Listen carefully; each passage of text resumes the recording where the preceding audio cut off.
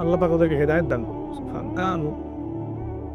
তো যাই হোক, এরপরে নবীজি হিজরতে অপেক্ষা করছিলেন, এই সময় ঘটনাটা ঘটে। 6 জন ইয়াসরিবের যুবক আসেন, তারা ইসলাম কবুল করেন। তারপর তাদেরকে আবার নবীজি পাঠিয়ে দেন, মদিনায় পাঠিয়ে দেন, বলেন তোমরা ওখানে দাওয়াতি কাজ করতে থাকো। পরের বছর মানে নবুয়তের এটা ছিল 10ম 11তম বর্ষে তারা আরও 6 জনকে সাথে নিয়ে আসে। দেখেন দিন কায়েম কেমন করে হচ্ছে।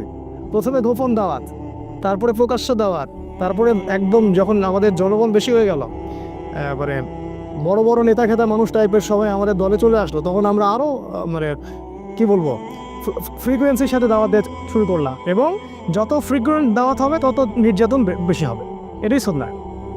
এটা হতে থাকলো। এক পর্যায়ে হিজরত করলাম, বয়কট করলো, সোশ্যাল বয়কট, অর্থনৈতিক বয়কট, সব কিছু করলো। তারপরে আমরা হিজরতের জন্য অপেক্ষা করছিলাম।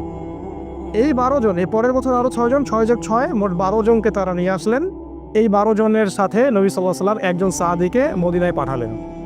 বিখ্যাত সে সাহাবী, তার নাম হচ্ছে মুসআব বিন উমাইর রাদিয়াল্লাহু তাআলা আনহু। তিনি প্রচণ্ড রকম ধনীর দুলাল ছিলেন, ইসলামের জন্য সব ছেড়ে দিয়েছিলেন। যখন উহুদের মাঠে তাকে শহীদ করা হয়, তখন তাকে কবর দেওয়ার মতো একটা জামা পর্যন্ত পাওয়া যায়নি, তাকে ঘাস দিয়ে ঢেকে কবর দেওয়া হয়েছে। আমরা যারা দায়ী, তারা কি মুসআব বিন উমাইর? বাংলাদেশে লক্ষ লক্ষ এই যে সিজনে বক্তব্য হবে, এরা কি সবাই মুসআব বিন উমাইর? আলাদা জিনিস। এই দায়ী ইসলামের ইতিহাসের প্রথম দায়ী। কুইজ আসবে আপনাদের অনেক সময়, জিজ্ঞাসা করে অনেকে, দেখবেন ইসলামের ইতিহাসে প্রথম দায়ীকে, এই মুসআব বিন উমাইর রাদিয়াল্লাহু আনহু। তাকে নবীজি পাঠালেন এই 12 জনের সাথে মদিনায়। এবার তিনি গিয়ে মদিনার ঘরে ঘরে দাওয়াত দিতে থাকলেন। আর মদিনায় ছিল আউস এবং খাজরাজ, দুটা গোত্র আপনারা জানেন। মদিনায় ছিল আউস এবং খাজরাজ, এর পাশাপাশি কিছু ইহুদি ছিল, বনু নাজির, বনু কোরাইজা, আর কি একটা কি জানি, বনু কাইনুকা, মাশাআল্লাহ জাযাকাল্লাহ। এই 3টা গোত্র ছিল ওই মদিনায়। আর কিছু কিছু মুশরিকও ছিল। এই মুশরিকরা পরে মুনাফিক হয়ে যায় আর কি, আব্দুল্লাহ বিন উবাইয়ের অনুসারী। তো তিনি ঘরে ঘরে দাওয়াত দিতে থাকলেন, এবং মাশাআল্লাহ আল্লাহ পাক দাওয়াত কবুল করলেন, এবং আস্তে আস্তে আস্তে আস্তে প্রায় 70-75 জন মানুষ ইসলাম কবুল করলেন মাশাআল্লাহ। প্রত্যেকেই এই মুসআব বিন উমাইর রাদিয়াল্লাহু আনহুর মাধ্যমে ইসলামের হেদায়েতটা পেলেন। চিন্তা করেন তাকে আল্লাহ পাক কিয়ামতের মাঠে কি নেকিটা দিবেন ইনশাআল্লাহ। এবার ওখানে হিজরত করার পটভূমি রচিত হলো। মানে এমন কোনো জায়গায় যাওয়া যাবে না দিনের ব্যাপারটা নিয়ে হিজরত করে যেখানে আমাদের লোকাল সাপোর্ট নাই। প্রতিটা জায়গায় আপনি একটা দলিল পাবেন। একটু ঠান্ডা মাথায় চিন্তা করেন, দেখেন নবী কীভাবে দিন কায়েম করেছে।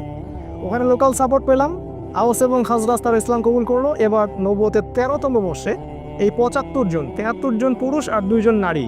যদি জিজ্ঞাসা করি ভাইয়া 2 জন নারীর একজনের নাম বলো, হয়তো বলতে পারবেন না। জানা উচিত ছিল। ক্যাটরিনা কাইফকে তো সবাই চেনে, তাই না? সাকিবের স্ত্রীর নাম জানে, নুসাইবা, একজনের নাম হচ্ছে নুসাইবা রাদিয়াল্লাহু আনহা, তিনিও উহুদের মাঠে যুদ্ধ করেছেন বীর বিক্রমে। আরেকজনের নাম আসমা, তিনিও মাশাআল্লাহ একজন বলিষ্ঠ সাহাবী ছিলেন। ইনি আবু বকর সিদ্দিকের মেয়ে না, আরেকজন। তো এই 2 জন নারী আর 73 জন পুরুষ রাসূলের কাছে আসলেন নবুয়তের 13তম বর্ষে। এবার এই বায়াত হচ্ছে। বায়াত তো বোঝেন, আমাদের এই মানে দল সংগঠন বা পীর মুরিদের বায়াত না, এটা বায়াত 2টা ক্ষেত্রে হয়, এই নবীর হাতে অথবা ইসলামী রাষ্ট্রপ্রধানের হাতে। এই 2টা সেক্টরে বায়াত হয়েছে ইসলাম, অন্য কোনো সেক্টরে বায়াত হয়নি। At the same time Abu Bakr Siddiq বায়াত নিচ্ছেন, অন্য সাহাবীরাও বায়াত নিচ্ছেন, এমন কোনো ঘটনা নাই। ইসলামী স্টেটের খলিফা যিনি হবেন তার হাতে আপনি বায়াত নেবেন, জনগণ মৌখিক স্বীকৃতি দিবেন। আর নবীর হাতে সবাই হাতে হাত রেখে বায়াত নিতেন, মহিলারা বাদ দিয়ে। বায়াত কিসের উপর হলো? 6টা বিষয়ের উপরে। বিষয়গুলো একটু বলি। 1 নাম্বার, তারা আল্লাহ নবীর হাতে বায়াত করলেন হাতে হাত রেখে, যে আমরা আপনার কথা শুনবো এবং মানব। যারা অ্যাসোসিয়েশন করতে চান, ফাউন্ডেশন করেন বা দিন কায়েম করতে চান, ছোট স্কেলে হোক আর বড় স্কেলে হোক, যেই নেতা হোক না কেন, সে হাবশি গোলামও হোক না কেন, সে যদি কোরআন এবং সুন্নাহ অনুযায়ী আপনাদেরকে পরিচালিত করে, তার কথা আপনাকে শুনতে হবে, মানতে হবে। প্রথম বায়াতের এটা সেক্টর ছিল। আমরা হাতে হাত রেখে বায়াত করতে বলিনি, শিক্ষাটার কথা বলছি। না হলে কোনো অ্যাসোসিয়েশন, কোনো সংগঠন, কোনো ফাউন্ডেশন বা কোনো দাওয়াতি কাফেলা টিকবে না, অসম্ভব। শ্রবণ আনুগত্য নাই, সামি'না আতা'না নাই, টিকবে না। 2 নাম্বার, তারা বায়াত করেছিলেন যে আমরা সুখে অথবা দুঃখে, সচ্ছল অসচ্ছল উভয় অবস্থায় আল্লাহর পথে দান করব, ব্যয় করব। চিন্তা করেন। 3 নাম্বার বলছে আমরা সৎ কাজের আদেশ করব। 4 নাম্বার, অসৎ কাজে নিষেধ করব। 5 নাম্বার, সত্য প্রচারে নিন্দুকের নিন্দার পরোয়া করব না। চিন্তা করতে পারে না কি বিষয়ে বায়াত হচ্ছে। সত্য প্রচারে কারো নিন্দার পরোয়া আমরা করব না। 6 আমরা আপনাকে হে নবী এমনভাবে প্রোটেক্ট করব, মানে হেফাজত করব মদিনায় ইনশাআল্লাহ, যেভাবে আমরা আমাদের স্ত্রী সন্তানদেরকে হেফাজত করি। এই 6টা বিষয়ের উপর তারা হাতে হাত রেখে বায়াত করলেন এবং তারা জিজ্ঞাসা করলেন যে ইয়া রাসূলুল্লাহ, এগুলো করলে আমরা কি পাবো? রাসূল সাল্লাল্লাহু আলাইহি ওয়াসাল্লাম বলেন আল জান্নাত, তোমরা জান্নাত পাবে। এবার নাযিল হলো সূরা তাওবার 111 নম্বর আয়াত, ওই যে নিশ্চয়ই আল্লাহ মুমিনদের জান মাল ক্রয় করেছেন এই জান্নাতের বিনিময়ে। এই হলো আয়াতের পটভূমি। ইন্নাল্লাহা আশতারা মিনাল মুমিনিনা আনফুসাহুম ওয়া আমওয়ালাহুম বিআন্না লাহুমুল জান্নাহ। যখন আপনি এই বিষয়গুলো জানবেন তখন কোরআন হাদিস পড়ে মজা পাবেন, কখন কোনটা কোন জায়গায় আসছে। এবার নবীজি হিজরত করলেন একা না, তিনি সবার শেষে গেলেন। প্রথমে সাহাবীদেরকে পাঠিয়ে দিলেন। নেতা যে হবে সে আগে বিপদ ফেস করবে, তার অনুসারীদেরকে সে আগে সিকিউর জায়গায় নিয়ে যাবে, তারপর সে যাবে। এক নেতাকে হতে হবে আত্মত্যাগী। আগে কর্মীদের স্বার্থ দেখতে হবে, তাদের মেন্টালিটি বুঝতে হবে, কার মানসিকতা কি, কার মধ্যে কি পোটেনশিয়াল আছে। তিনি যাকে তাকে দাওয়াত দিতে পাঠান নাই, মুসআব বিন উমাইরকেই পাঠিয়েছেন, কারণ তিনি জানতেন যে তার মধ্যে এই যোগ্যতাটা আছে। তারপর তিনি হিজরত করলেন। আপনারা জানেন ওই হেরা গুহায় কি হলো, দারে সাউরে কি হলো। এদিকে 100 উটের ঘোষণা হলো, ধরে আনতে পারলে 100 উট দেওয়া হবে। আল্লাহ পাক তাকে নিরাপদে পৌঁছে দিলেন মদিনায়। এইবার মদিনায় গিয়ে ইসলামিক স্টেট কায়েম হলো। কিভাবে? আওস এবং খাজরাজের সাহাবীরা আনুগত্য করলেন এবং রাসূল সাল্লাল্লাহু আলাইহি ওয়াসাল্লামকে ইসলামিক স্টেটের প্রেসিডেন্ট বানিয়ে দিলেন। আল্লাহ পাক এই ওয়াদাটা করেছিলেন, সূরা নূরের 55 নম্বর আয়াতটা পড়ে দেখবেন।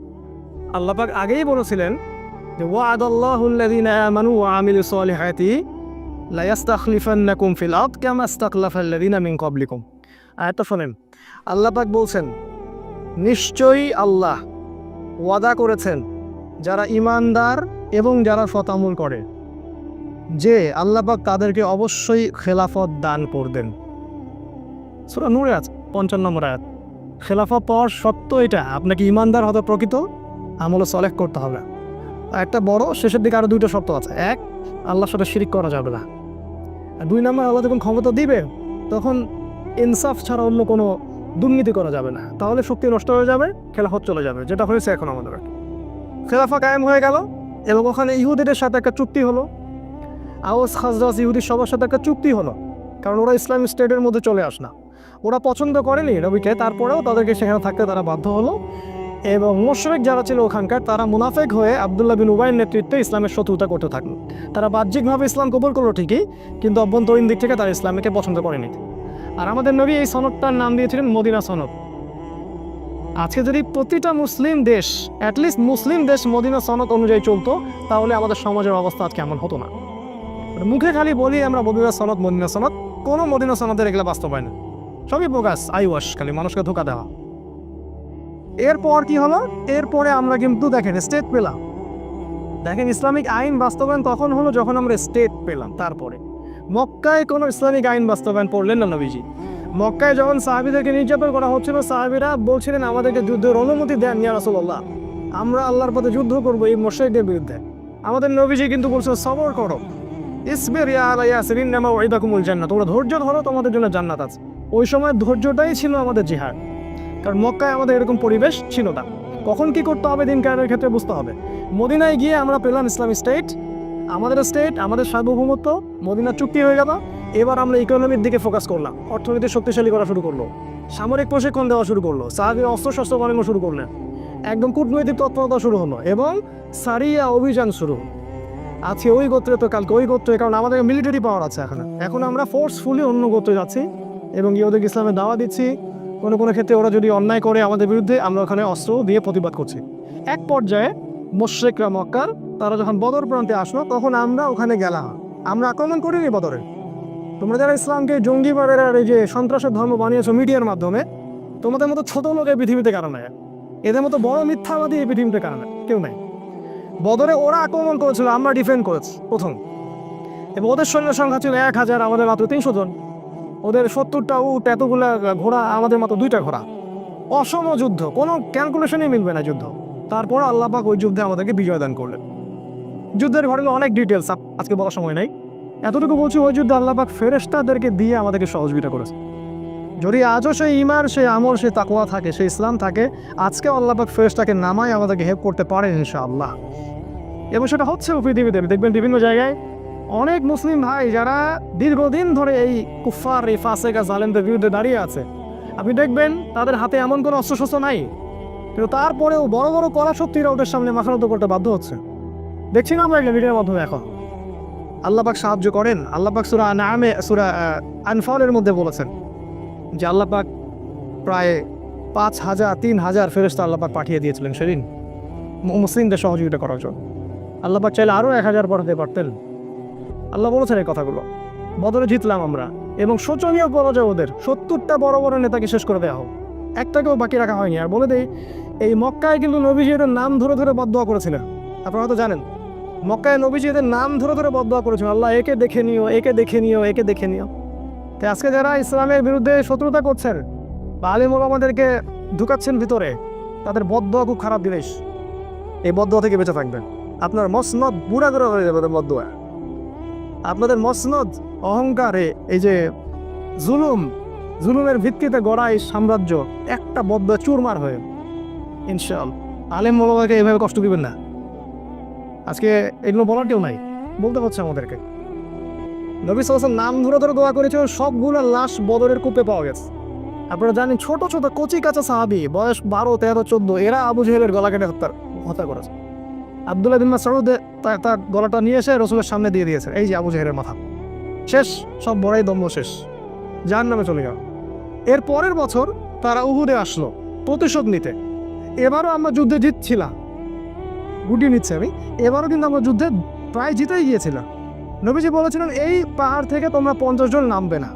যদি দেখো আমাদেরকে পাখি ঠোকরাচ্ছে লাশের উপরে, তারপরেও তোমরা এই 50 জন এখান থেকে নামবে না। নেতার আদেশ, ভালো করে দেখেন। আমি বাবা বলছি, আপনার নেতা যেই হোক না কেন, সে যদি কোরআন সুন্নাহর অনুকূলে আদেশ করে, আপনি আল্লাহর রাস্তায় সেটা মানতে বাধ্য। কেন? না হলে ইসলামের ক্ষতি হয়ে যাবে, দিনের ক্ষতি হয়ে যাবে। ওই 50 জন দেখলেন যে যুদ্ধে আমরা প্রায় জিতে গেছি, আল গানিমা বলে তারা ওখানে দৌড়ানো শুরু করলেন। আর এই সুযোগের অপেক্ষা করছিলেন কে? খালিদ বিন ওয়ালিদ। তখন তিনি ইসলাম কবুল করেননি। তিনি পিছন দিক থেকে ঘোড়সাওয়ার নিয়ে আসলেন এবং একেবারে কচু কাটা বলে যা বোঝা, একদম ছিন্ন ভিন্ন হয়ে গেল যুদ্ধের ময়দান। সমস্ত সাহাবী বিচ্ছিন্ন হয়ে পড়লেন। ইভেন আমাদের নবী সাল্লাল্লাহু আলাইহি ওয়াসাল্লামও একা হয়ে পড়লেন। তার পাশে মাত্র 7 জন কি 9 জন সাহাবী বাকি ছিলেন। আমাদের নবীজি বললেন, কে আছো এদের থেকে আমাকে প্রোটেক্ট করবে? একটা একটা করে সাহাবী বলছিলেন, আমি আমি আমি, এবং জীবন দিচ্ছিলেন। তালহা রাদিয়াল্লাহু আনহু তিনি বলেছেন যে আমার এই বুকের মধ্যে তীর এসে লাগছিল এবং আমার ওই সময় ঘুম পাচ্ছিল। সুবহানাল্লাহ। এবং সাকিনা আল্লাহ পাক দিয়েছিলেন। তিনি এক হাতে তরবারি নিয়ে লড়াই করছিলেন। তার গায়ে পরে দেখা গেছে 70টা অস্ত্র চোটের দাগ আছে, 70টার মতো। তালহা রাদিয়াল্লাহু আনহা, তাকে বলা হয় জীবন্ত শহীদ। তার পাশেই মাত্র 7 থেকে 9 জন সাহাবী ছিলেন। তারা প্রত্যেকে জীবন উৎসর্গ করে নবীজিকে প্রোটেক্ট করলেন। আমাদের নবীজির আহত হলেন, তার দাঁত ভেঙে গেল।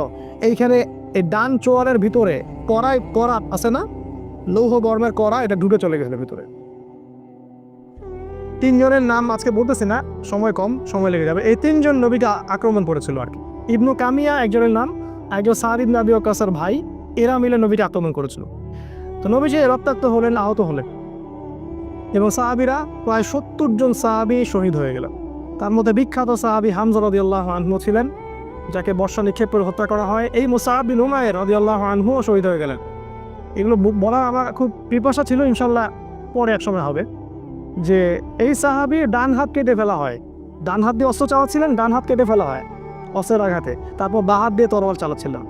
একজন মুসলিম কখনো পরাজিত হয় না শেষ পর্যন্ত সে সাদায় পড়ার চেষ্টা করেন। তারপর তিনি বুকের সাথে পতাকাটাকে জড়িয়ে রেখেছিলেন।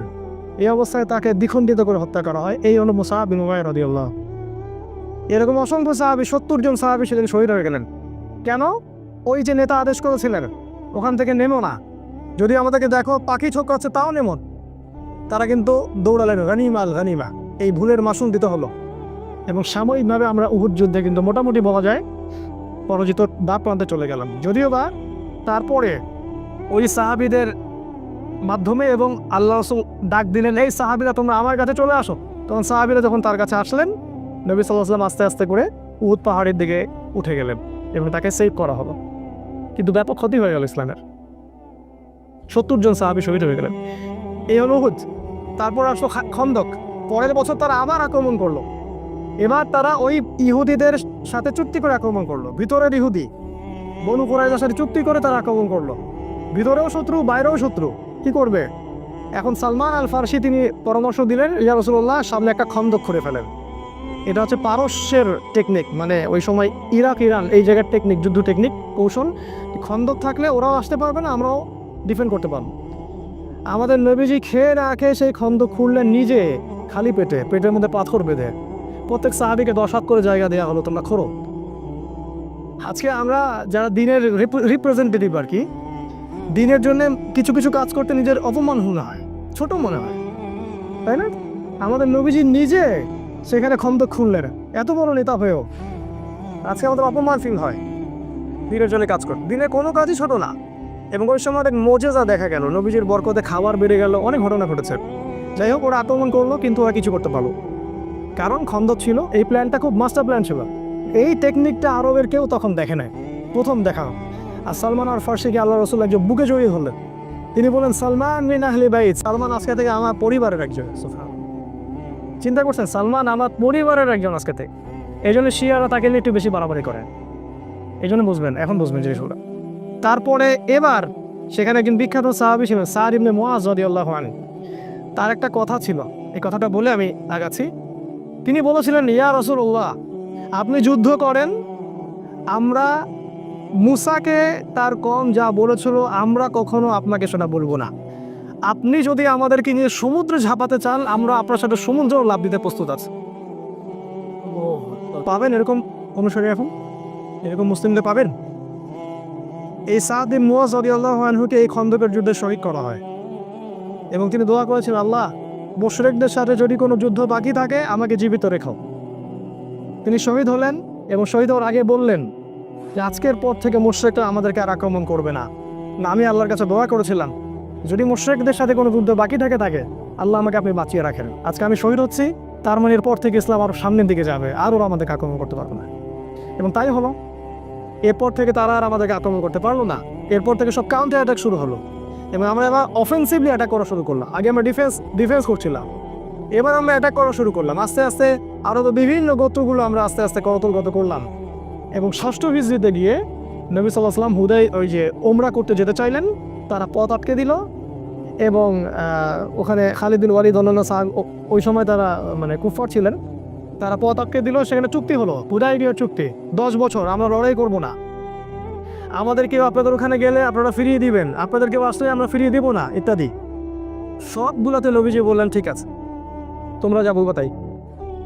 কারণ নবীজি জানতেন কোনো মুসলিম মুরতাদ হয়ে তোমাদের দলে যাবে না, যদি আসে তাহলে তোমাদের থেকে আমাদের এখানে আসবে।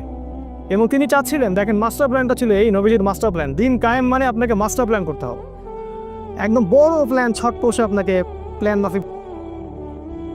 তাহলে নবীজি চাচ্ছিলেন আগে বড় শক্তিটার সাথে আমরা চুক্তিবদ্ধ হই, তারপরে আমি ছোট ছোট সবগুলোকে দেখে নিব। কারণ ছোট ছোট কারা? মদিনার মুনাফিক, ওই বনু কুরাইজা, বনু কাইনুকা, বনু নাজির, এদেরকে দেখতে হবে। কারণ এরা সত্য প্রচারে নিন্দুকের নিন্দার পরোয়া করবে না। চিন্তা করতে পারে না কি বিষয়ে বায়াত হচ্ছে। সত্য প্রচারে কারো নিন্দার পরোয়া আমরা করবো না। 6, আমরা আপনাকে হে নবী এমনভাবে প্রোটেক্ট করব, মানে হেফাজত করবো মদিনায় ইনশাআল্লাহ, যেভাবে আমরা আমাদের স্ত্রী সন্তানদেরকে হেফাজত করি। এই 6টা বিষয়ের উপর তারা হাতে হাত রেখে বায়াত করলেন এবং তারা জিজ্ঞাসা করলেন যে ইয়া রাসূলুল্লাহ, এগুলো করলে আমরা কি পাবো? রাসূল সাল্লাল্লাহু আলাইহি ওয়াসাল্লাম বলেন, আল জান্নাত, তোমরা জান্নাত পাবে। এবার নাযিল হলো সূরা তাওবার 111 নম্বর আয়াত, ওই যে নিশ্চয়ই আল্লাহ মুমিনদের জান মাল ক্রয় করেছেন এই জান্নাতের বিনিময়ে। এই হলো আয়াতের পটভূমি। ইন্নাল্লাহা আশতারা মিনাল মুমিনিনা আনফুসাহুম ওয়া আমওয়ালাহুম বিআন্না লাহুমুল জান্নাহ। যখন আপনি এই বিষয়গুলো জানবেন তখন কোরআন হাদিস পড়ে মজা পাবেন, কখন কোনটা কোন জায়গায় আসছে। এবার নবীজি হিজরত করলেন, একা না, তিনি সবার শেষে গেলেন। প্রথমে সাহাবীদেরকে পাঠিয়ে দিলেন, নেতা যে হবে সে আগে বিপদ ফেস করবে, তার অনুসারীদেরকে সে আগে সিকিউর জায়গায় নিয়ে যাবে, তারপর সে যাবে। এক নেতাকে হতে হবে আত্মত্যাগী, আগে কর্মীদের স্বার্থ দেখতে হবে, তাদের মেন্টালিটি বুঝতে হবে, কার মানসিকতা কি, কার মধ্যে কি পোটেনশিয়াল আছে। তিনি যাকে তাকে দাওয়াত দিতে পাঠান নাই, মুসআব বিন উমাইরকেই পাঠিয়েছেন, কারণ তিনি জানতেন যে তার মধ্যে এই যোগ্যতাটা আছে। তারপর তিনি হিজরত করলেন। আপনারা জানেন ওই হেরা গুহায় কি হলো, দারে সাওরে কি হলো। এদিকে 100 উটের ঘোষণা হলো, ধরে আনতে পারলে 100 উট দেওয়া হবে। আল্লাহ পাক তাকে নিরাপদে পৌঁছে দিলেন মদিনায়। এইবার মদিনায় গিয়ে ইসলামিক স্টেট কায়েম হলো। কিভাবে? আওস এবং খাজরাজের সাহাবীরা আনুগত্য করলেন এবং রাসূল সাল্লাল্লাহু আলাইহি ওয়াসাল্লামকে ইসলামিক স্টেটের